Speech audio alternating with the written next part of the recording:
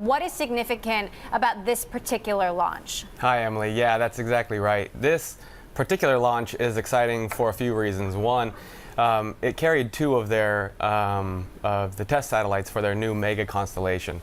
It's going to have 4,000 plus satellites delivering communications to the Earth. And so this is important for a few reasons. One, it's going to connect the other 3 billion, like you mentioned.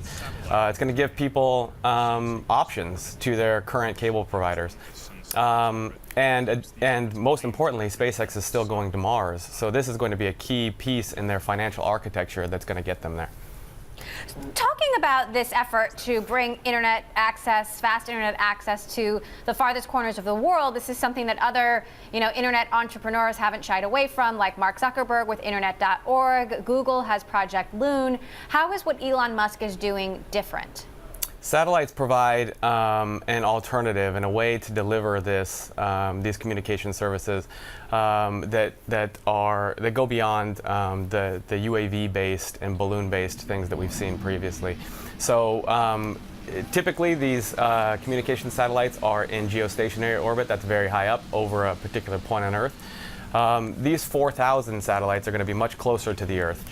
And which gives you a smaller distance that the signal needs to carry.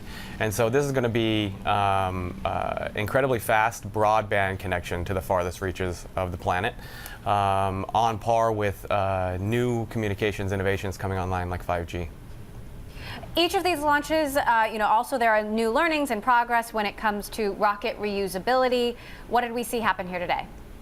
Yeah, so this was very cool to see. SpaceX just continues to push boundaries and keep us all interested, right?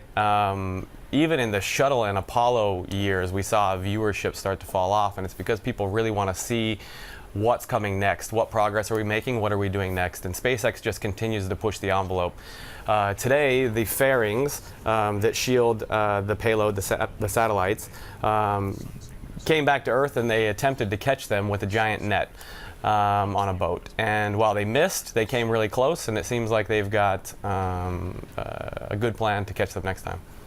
All right. You were also at the National Space Council meeting. I know they talked about space entrepreneurship, and there's a move towards the future of space travel as a commercial rather than a government endeavor. What kind of progress are you seeing there? That's exactly right. And so it was good to be in the room yesterday to hear the conversations. And it's really good to hear the emphasis on streamlining regulation and licensing. They've moved a lot of space operations and space oversight into the Department of Commerce, which is another key signal that the future of space is commercial.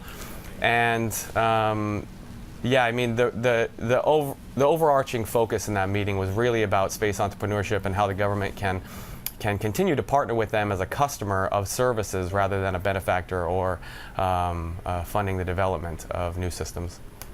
What is the mood given the messaging coming from President Trump about turning space into the next free market paradise?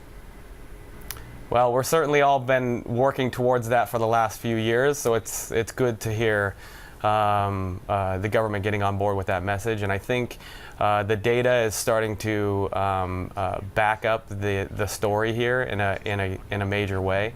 And we've kind of reached a tipping point where the government's really started to sit up and pay attention.